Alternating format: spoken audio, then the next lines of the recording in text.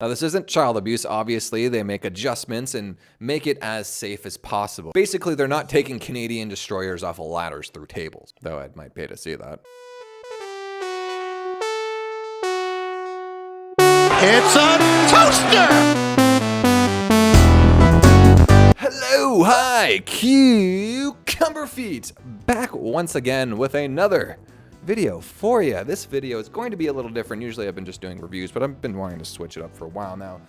So I'm going to bring you some new content, this being one of those pieces of new content. Happy 2022, everybody. This definitely wasn't recorded in the previous year. What are your New Year's resolutions? Perhaps it's watching more wrestling. Perhaps it's watching some Stardom. Now, I have been there myself. It can be a little daunting to watch a brand new promotion you've never seen before, or maybe you just haven't watched Stardom in a while and you just want a refresher on all the characters and what's going on and who's the what now and the hey who. So that's what this video is going to cover. It's going to cover it's a beginner's guide to Stardom. That's probably going to be the title. A beginner's guide to Stardom. And if you're new to this channel, you could always click yourself right up there if you want to check out some of my previous Stardom content. Actually, this video that's up there right now will probably be my year-in review for 2021, which if you're new to Stardom, actually, it's not really made for you. It probably wouldn't make any sense. I would recommend maybe watching a couple shows and then coming back and watching it later because it'll be there for you. And you could also like, share, comments, and give me your social security number. That's also an option. First 100 people that leave their social security numbers in the comment section will get a kiss. I will mail you a fresh kiss from me. I will package it up for you. Moisture, guaranteed, or your social security number back. Enough with all the preamble. Why don't we just jump into the actual video?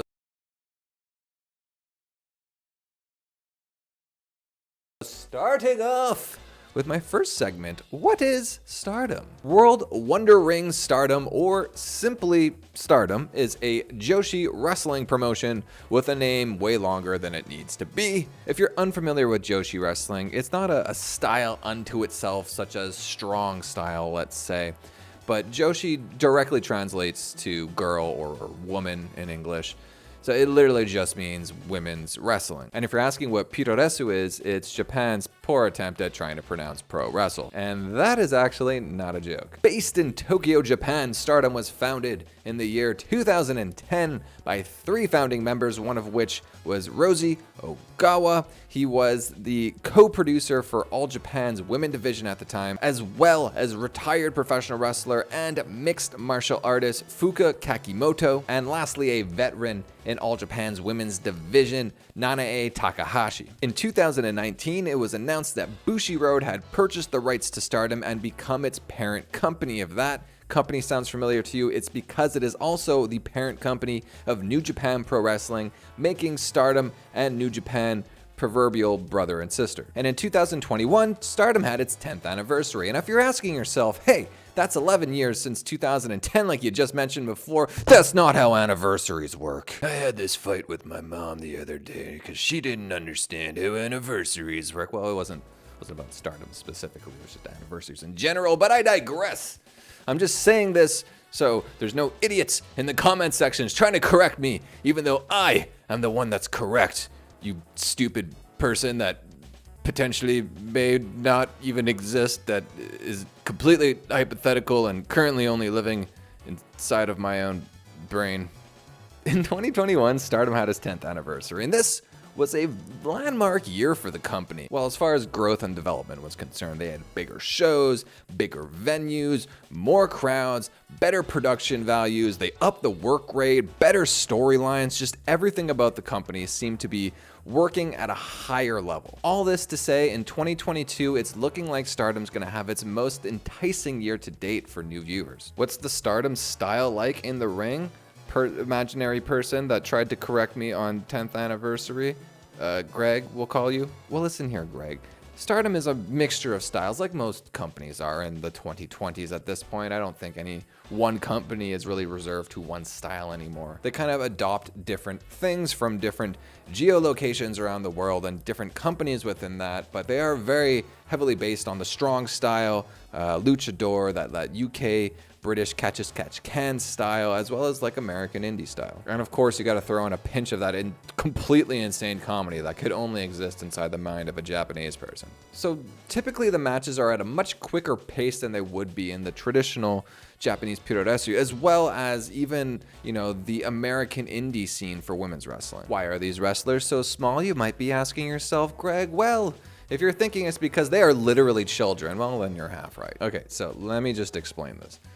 So in joshi wrestling specifically, for whatever reason, there seems to be like this trend where they rely heavily on like pretty young talent, or at the very least, talent start to get trained at a very young age. Like, it's not uncommon for a child to start training in pro wrestling at the age of like 9 or 10. Now, this isn't child abuse, obviously. They make adjustments and make it as safe as possible. Basically, they're not taking Canadian destroyers off of ladders through tables, though I might pay to see that. And why is this, you might be asking, as a follow-up question to the previous question I presumed you had asked yourself? Well, it's sort of seen like taking your kids to karate classes in America. The point is that it's not completely uncommon, so chill out. And again, I think it goes without saying that a 9-year-old is not main eventing a pay-per-view, going to a 60-minute draw and breaking the Dave Meltzer 5-star scale.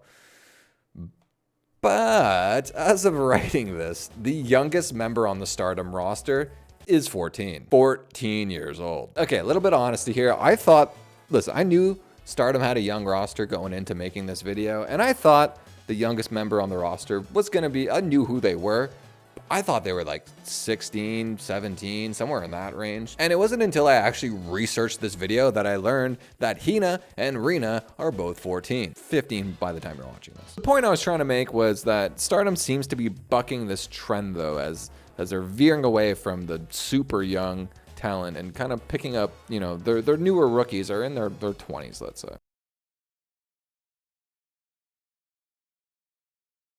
Next section, what are the rules to Stardom? If you have watched Japanese wrestling, they're pretty similar to any other Japanese promotion, I'd say. Matches are fought one fall to a finish or a time limit draw.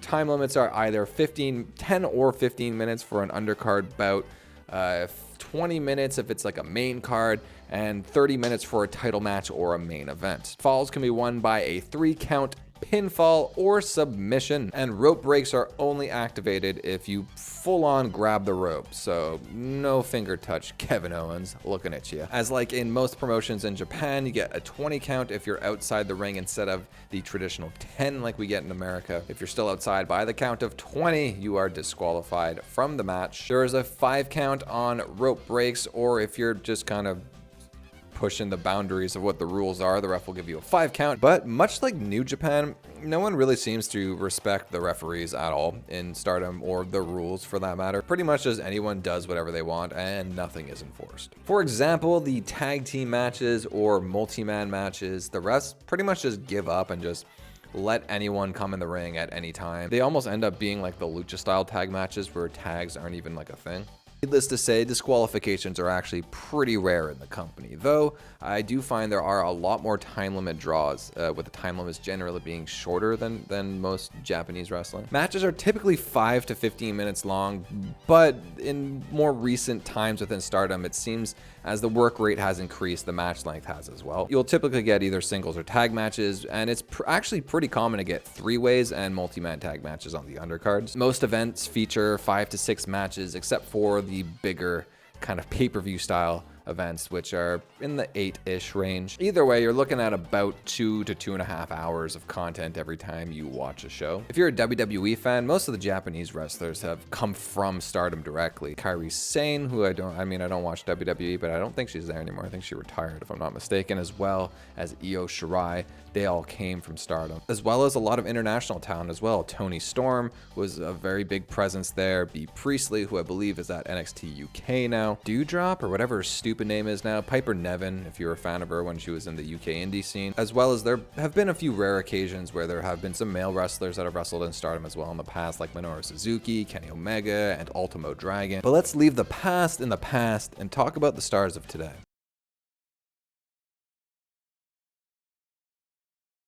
Another trope that seems to be common with Japanese wrestling is the unit or the faction system where, you know, there'll be a bunch of factions, or in the case of Stardom, they call them units, and every wrestler on the roster, for the most part, is assigned to one of these units. Each unit has their own personality to them. So some of them baby faces, some of them are heel units, some of them are, you know, somewhere in between, and all of them have relationships with the other units as well, kind of creating this very simple and easy to understand ecosystem where if you just take two people from two different units and pit them against each other, there's automatically kind of this understood rivalry there if you just understand the unit itself. Honestly, I think it should exist in American pro wrestling as well. It makes way more sense and just gives literally everything context. So I'm going to dive into each faction, give you a little brief descriptor of that, and then give you a brief description of every wrestler within those factions. Starting off with Stars, this is your main faction. This is just kind of like the base level faction, if you will.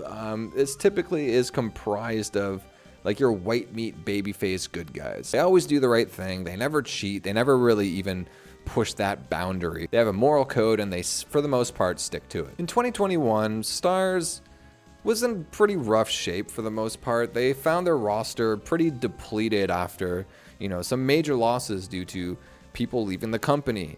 Some major injuries, as well as storyline issues where some of their top players got absorbed into a Wado tie. But in the back half of the year, Stars did manage to get back on their feet, and it seems like they're poised to not only turn things around, but kind of move out of this rebuilding phase in 2022. So let's start with our fearless leader of Stars, Mayu Iwatani, the Super Sky Blue technician, the icon of Stardom, or the gift. She is the leader of the faction. I think you could very easily make the argument that she is the greatest women's wrestler of all time. She very much plays the role of like a Hulk Hogan, or if you're talking in today's terms, John Cena, if you're a WWE fan. If you're a fan of Japanese wrestling, she is kind of like the Hiroshi Tanahashi, if you will. She's been there from day one. She's been carrying the company on her back for years. Can always be relied on to be slotted into a main event and put on an incredible match with anybody. She might be one of the best sellers of all time. I mean, she's incredible when it comes to selling. You really feel for her. Like most people or entities on this planet, 2020 sucked for Stardom, and Mayu carried the company on her back during that period. So in 2021, she kind of took a bit of a back seat, allowing Stardom to build new stars, but never sleep on Mayu. There's a very real possibility that in 2022, she could claim the red belt and make her way back to the top of the card. But in all honesty, though, I think she's going to continue to take a back seat and probably play some kind of secondary role, maybe going for the Wonder title or some kind of tag belt or something like that. Then we get Koguma, the high-speed genius who also identifies as a bear. Koguma actually took an early retirement in 2015 at the age of 17. Yeah, the age of 17, she was too beat up and needed to take a break and let her body and mind heal. Yeah, that's joshi wrestling for you. But even after a 6-year hiatus, Koguma couldn't stay away from the ring and found herself back in Stardom in March of 2021. And at All-Star Dream Cinderella, Koguma made a return to the ring, making an appearance in the 10th anniversary Premium Stardom All-Star Battle Royal.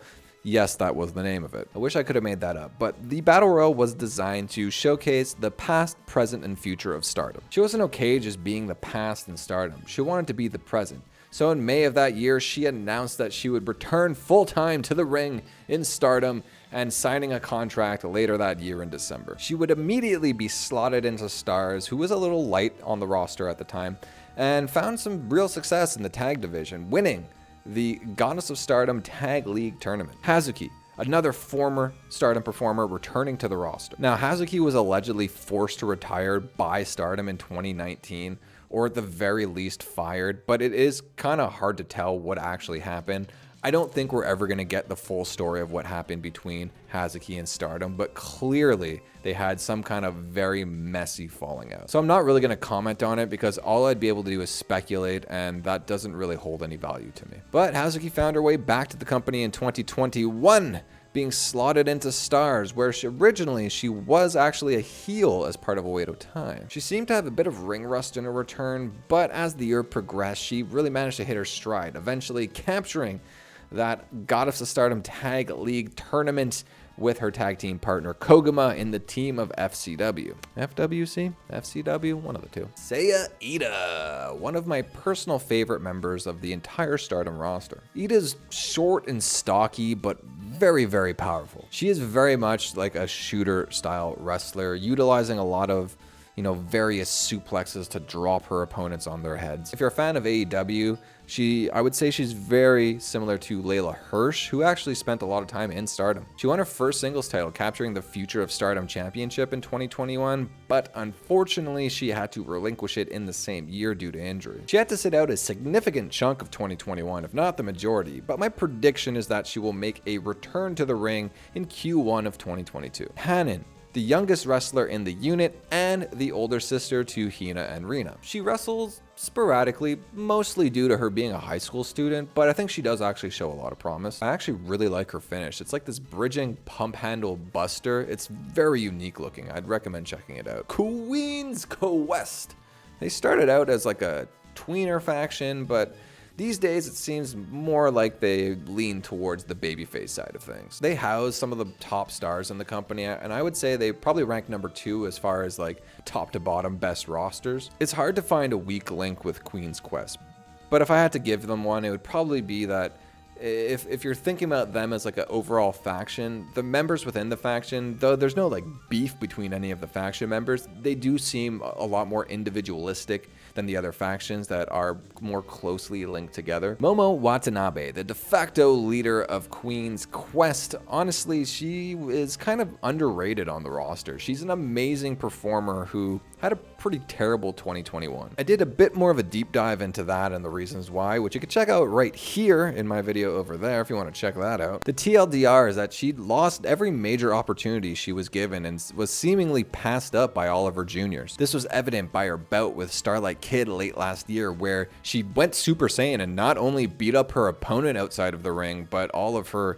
opponent's unit members too, and just took the DQ, just beating everyone up. This level of aggression hadn't really been seen from Momo Watanabe up until this point, and Starlight Kid, her opponent, took notice of this too, trying to coax her over to her faction. As I mentioned, I think Momo is underrated, and I really enjoy this thread that they left dangling in 2021, so it's something that I really do hope they follow up with in 2022. Utami Hayashishita, the top star in the company in 2021. She was one of the driving forces that led the company to new heights in their 10th year. Sorry, 11th year, even I messed it up. She was world champion for an entire year. She ranked number 2 on PWI's top 150 women's wrestlers for the year. One of the only women to break Dave Meltzer's 5-star scale. She ran the main event scene in 2021, put on a lot of incredible matches, but I'm assuming her body must be pretty beat up at this point, and she deserves a break. I could see her being in the upper mid-card in 2022, maybe facing off with Mayu, who's going to be in a similar situation. Seiya Kamitani. 2021 marked probably the best year of her career. After she won the Cinderella tournament, she is slowly moving her way out of the mid-card into the main event scene. She's still pretty young, but I predict that she will be one of the pillars of the company in the next 5 years. And I think that process is gonna start this year, where 2021 I felt was more of a prologue to it. She has a bit of a unique style as well, which is kind of like a mixture of Kota Ibushi mixed with capoeira, if you're familiar with Brazilian dance fighting. Azumi, she's quicker than a hiccup. Honestly, her explosiveness is unmatched, not even just within Stardom, but any company in any country, any gender. I don't care, I will fight you on this. Her ability to go from 0 to 100 is like nothing I've ever seen. She's had a lot of success in the mid-card, but I think she's more than ready to start flirting with the main event. She's for sure a hidden gem on the roster who could pull out a fantastic match with just about anyone. Hina, the younger sister of Hanan and the twin sister of Rina. Remember when I said you'd be hard-pressed to find the weak link in the Queen Quest armor? Well, here's Hina. Hina is still clearly green, and thankfully, she's pretty much relegated to like these undercard, very short matches. Also, she's 15 years old, so it's like, yes, she's doing a good job for a 15-year-old, but you get the point. Oedo Tai, pretty much like the real only straight heel faction in all of Stardom. They're the big bad guys, the big bullies, very much like Bullet Club if you're New Japan fans. Cheat a lot, they have a lot of people at ringside that like to get themselves involved. My level of enjoyment kind of varies when it comes to Oedo Tai because like I mentioned in the rules section where they're not heavily enforced, Oedo Tai takes full advantage of that. And it gets them heat, sure, but it can get a little redundant at times. Natsuko Tora, she's a bit of a weird case for me. She's the roughneck, no F's given leader of Oedo Tai, well, sort of, who I feel isn't really well suited for the role. Her matches range from good to repetitive and formulaic. She actually reminds me a lot of Bullet Club's Evil, but a lot less annoying and boring. She suffered a pretty brutal injury at the end of the summer, which took her out. I don't see her coming back anytime soon. There's a very real possibility she's gonna miss all of 2022, which is a shame because in that match, she was actually seemed to be switching up her style quite a bit, where instead of, you know, just cheating to win and just kind of being like this non-threat, she seemed to wrestle more of a more Minoru Suzuki style, where she was like just scary and unhinged and like was just there to hurt you. But hopefully she will pick up where that momentum left off whenever she's able to make her return. Starlight Kid, the current leader of Oedo Tai in Natsuko Tora's absence. She forcefully took the position after she basically humiliated and defeated all of her unit members during the 5-star Grand Prix last year. Starlight Kid was given the ball, and she ran with it. I really enjoy this iteration of Starlight Kid. She really comes across as like sadistic, and I'm very curious to see what happens when Natsuko Tora makes her return. I'm more than certain there's gonna be some kind of collision between the two of them. Saki Kashima, she's, I don't know, just evil, I guess. Good in the ring, but not necessarily a standout by any means. You know, now that I'm saying this out loud, I've kind of noticed that Oedo Tai has a bit of a gap in their mid-card. Konami, just like the video games they produce, she is a shooter and a grappler and a children's card game. All jokes aside, she is really fun to watch in the ring. Like I said, she is very much a shooter, so a lot of her matches are pretty brutal, very strike heavy, very ground game heavy if you're into that stuff. But at the very end of 2021, she announced she would be taking an indefinite hiatus from pro wrestling as a whole. She did mention that this isn't the end, that she will be making a return at some point, but she does need to take like an extended leave to take care of some personal issues, which further leads to my previous comment of the mid-card kind of having a hole within Oedo Tai. Jamie Hayter, UK born and currently the only gaijin in all of Stardom. Though I don't think she's performed since the pandemic, she is technically still signed to the roster. Currently she's been working in AEW with Britt Baker and Rebel, putting on some pretty good performances, so I am excited to see her whenever she's able to return to Japan. Fukigen Death Star. You're not supposed to pronounce the star. I was kidding. There was a storyline where she, I don't know, like she was evil, then she drank a magic potion, which turned her good. And then she was brainwashed back to being evil again. She smokes imaginary cigarettes and beats her opponents with a newspaper. I don't know, you kind of just need to see her. Ruaka, an up-and-comer who has a name I have a lot of trouble saying. She actually progressed a lot in 2021, even winning the Future of Stardom Championship in a tournament after it had to be vacated due to Seiya Iida's injury, and I expect her to continue to grow into 2022. Natsu Sumari, a veteran on the roster, one who hasn't wrestled since October 2019 due to a shoulder injury. I would assume she's gonna return pretty soon since she has been out for so long, though her position on the card is really just putting over the younger talent.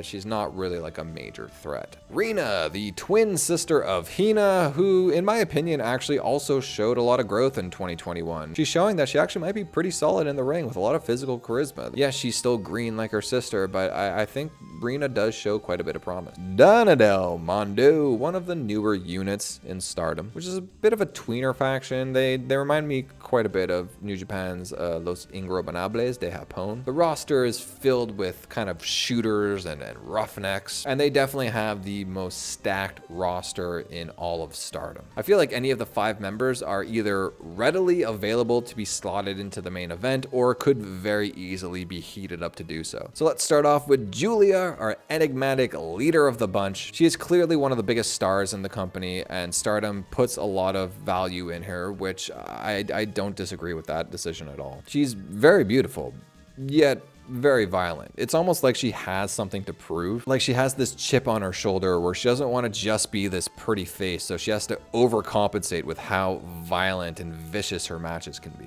Anytime she's placed in the ring, she definitely tries to push herself and her opponents to their physical limits. She spent most of 2021 out on injury, but is due to make her return on the December the 28th card. I presume she will be slotted back into the main event in 2022.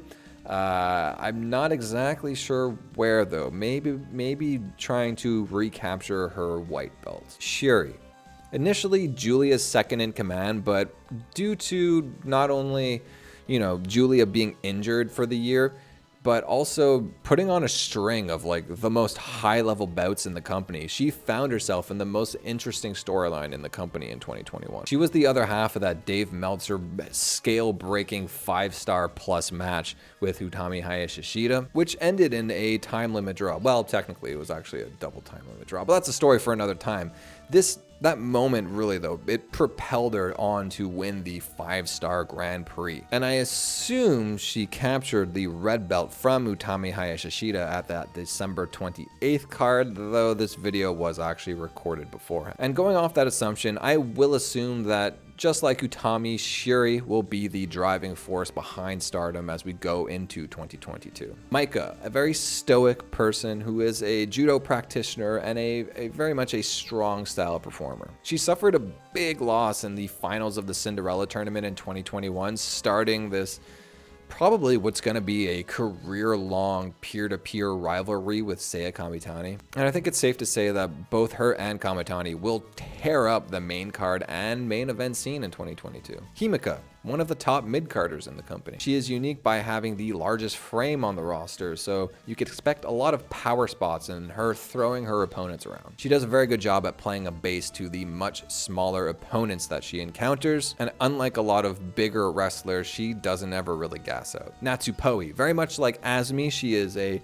foot on the gas, very quick, fast-paced type of wrestler, but with a very hot temper, and it often gets the better of her. She had a great pairing in 2021 with stablemate Himika, where they were a tag team. I thought their dynamic together was pretty awesome and something I actually hope they continue into 2022. Cosmic Angels, the newest faction in all of Stardom. They are a babyface faction which stemmed off of Stars, though Cosmic Angels has probably one of the weaker full rosters as far as all the factions go, as most of the newcomers seem to find their way into Cosmic Angels. Tam Nakano, one of the best and brightest stars in the entire roster of Stardom. She had a lengthy reign as Wonder Champ in 2021, with her eventually dropping that Wonder Championship to Kamitani in some sort of redemption arc. Though she fosters a lot of newcomers that find their way into Stardom, leaving her roster quite green, I feel like that is something that could change very quickly. Unagi Sayaka, the perfect example of what I was just talking about. She was very much a newcomer in 2020 in Stardom and found herself at the bottom of the card. And after having stellar performances in the Cinderella tournament as well as the 5-star Grand Prix, she completely seemed to change her path. She managed to catapult herself directly into the mid-card, showing that she is going to be a star somewhere in the not too distant future. Mina Shirakawa, though she is still pretty green, she has a lot of charisma. She definitely has that je ne sais quoi, that star quality that you look for in a talent. And she seems to be trying to focus on and improve her work rate. Mai Sakurai, a newcomer who is super green. Not much to say, she's kind of just playing a jobber dork at the moment. Waka Tsukiyama. See Mai Sakurai. And let's move into the freelancers. We only currently have one freelancer, and that is Lady C, who has uncharacteristically been a freelancer for a very long period of time. She had shown some great strides in 2021, and I suspect that she will finally find a home in 2022. Now, this isn't a faction per se, but it is worth talking about. Marvelous, another promotion in the joshi scene in Japan. They kind of have a partnership where they do exchange talent here and there with Stardom. So there are a few Marvelous wrestlers that do pop up on a fairly regular basis, such as Rin Katakura, who else? Takumi Irawa, and Maria.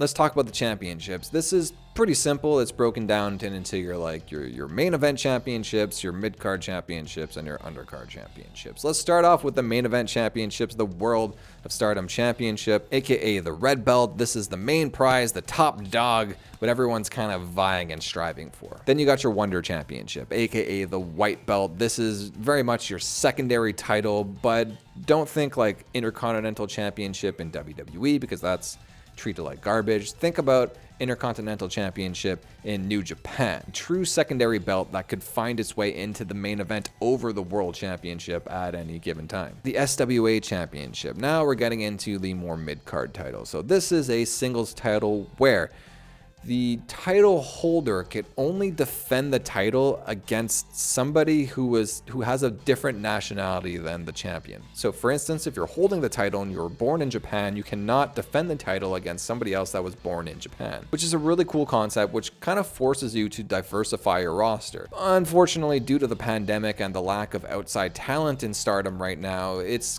been kind of hard to put that title on someone. Shiri's been holding it, but that's really only due to her being half Filipino. So I don't know what they're going to do with it, but I guess they have to figure something out. High Speed Championship. This is for the physically smaller wrestlers on the roster who wrestle more of a lucha style. Matches tend to be very quick and exciting and kind of in and out with no fat on them. Goddess of Stardom Championships. These are just your standard tag team belts.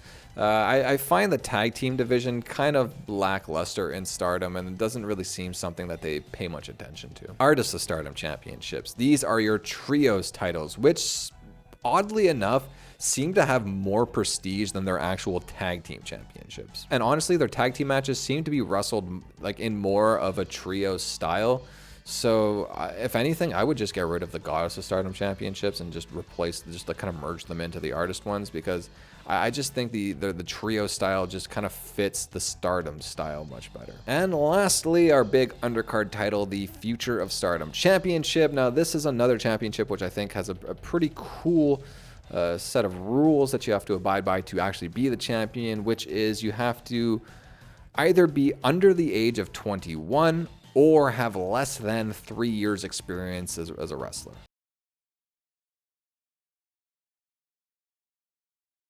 So Greg, you might be asking yourself, now that I have all this information about the company, how do I even watch the darn thing? Well, you're in luck. There is a very easy, legal way to watch Stardom, and that is through their streaming service, Stardom World. For just 920 yen a month, which equals about to like $8 to $9 American, you're able to just subscribe to their streaming service. You get all the well, not all the past, but everything since like 2018, I think, as well as the current new up-and-coming cards. Now, as you may notice, this website is all in Japanese, but it actually is pretty easy to navigate, especially with this feature right here, which just lets you swap it over to English. I mean, the translations aren't the greatest, but I mean, you could pretty much tell, like, oh, this is sorted by year, and this is new arrivals, and like, it's not hard to figure out. Now, they do have a bit of a weird system where, for instance, if you click on like this match over here, which happened the day I'm actually recording this video, so they kind of release the matches like in like a piecemeal system, so they don't release the whole card at once. So like this one, they only release the main event and the opening bout, but they do actually seem to be releasing matches quicker and quicker, and for the most part they actually seem to be releasing more and more of just the full card instead of making you wait. So the reason they do that is because it's not actually broadcast live, so they do a bit of editing and they add in as much English subtitles as possible. So even though that there's no English commentary for the most part, you will be able to understand all of the promos. A couple quick things I would like to note, which seems to be true across most, if not all, Japanese streaming services for some reason. It's a weird trend. If you purchase the streaming service, let's say on December the 28th, then on January the 1st, you will be billed again. The month doesn't start from whatever day you purchased it, it starts from the 1st. Same goes if you cancel. If you cancel on the 28th, you do not get the next 2 days that you've already paid for. Your membership is just canceled and you can no longer use the service. Can you use it on streaming devices like an Apple TV or an Amazon Fire Stick? And the answer is sort of, depending on what you're using. So Stardom doesn't have their own app, but if your streaming device has any kind of web browser, you could very easily just go to the website and watch the matches from there. Or you could also just do the same thing by going to the website on your phone and then airplaying it to whatever your streaming device is. If you're wondering where to start, honestly, I'd recommend just jumping in. It's the easiest way to do it. Just just jump in and then just kind of pick up on what's going on. And within a couple months, you'll just understand everything. As far as their schedule goes, it is more like a sport than it is like weekly pro wrestling in the States. So there's no Raw or SmackDown that you're going to get weekly. It's really just there's a handful of bigger events, maybe one, maybe two in a month, let's say. And then there's like a touring system kind of built around that. The bigger events tend to take place on the weekends, Thursday, Friday, Saturday, Sunday, somewhere in that range, where the smaller cards just kind of being sporadic and never really in the same spot and never really the same amount of them either. Barring any tournament months, of course, but we'll get into that in a second. But if you want to keep up with the schedule visually and actually see what's upcoming, you could go to their Twitter. They do actually have an English Twitter, but I wouldn't recommend this because, as I mentioned, the cards are not live streamed, so they do come out a few days later and they do spoil all the results through their Twitter, so I just completely avoid that thing. You could go right here to their main website. I would recommend maybe going up here and getting some kind of translator extension to translate it into English because the entire site is in Japanese, but they do have a schedule calendar here you could check out. So you could just scroll down here and, just click on any of the events and it'll bring you to the events and show you which matchups are on the actual schedule as well. But if that is too much work for you, which I completely understand, you could also just go to this link I left in the description, which is just actually like my personal calendar, which I will make public. I just kind of put in all the dates for myself just because it's easier for me to keep track of what's going on.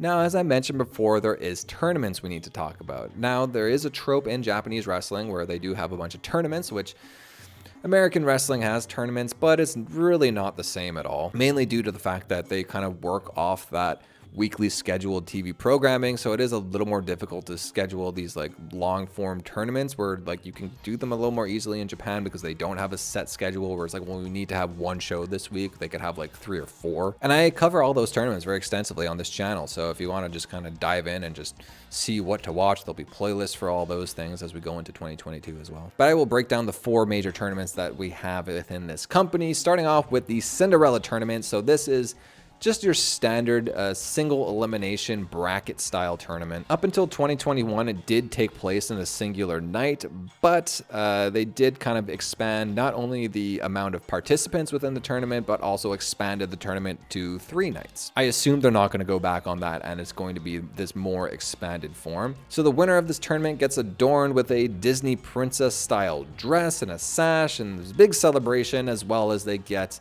like one wish that has to be granted by the president of the company, which sounds fun and whimsical, but generally the wish is either for the World of Stardom Championship or for the Wonder of Stardom Championship. So for instance, Seiya Kamitani was the last winner of this Cinderella tournament, and she wanted to challenge for the Wonder of Stardom Championship, which she actually ended up losing that match. Next up is the 5-star Grand Prix. So this is our big Grand Prix style tournament that takes place during the kind of end of the summer, the beginning of fall, that kind of area. For anyone familiar with New Japan, this is basically just your G1 Climax. This is essentially their premier tournament, the most prestigious tournament, the most grueling tournament of the year. It's supposed to take place over at least a month. So there's 20 wrestlers split into 2 blocks, the Red Stars block and the Blue Stars block. Each block consists of 10 wrestlers, and each block will also need to fight in a round robin style tournament. So every wrestler in that block has to face every other wrestler in that block, meaning each wrestler has to wrestle a total of 9 matches. You get 2 points for a win,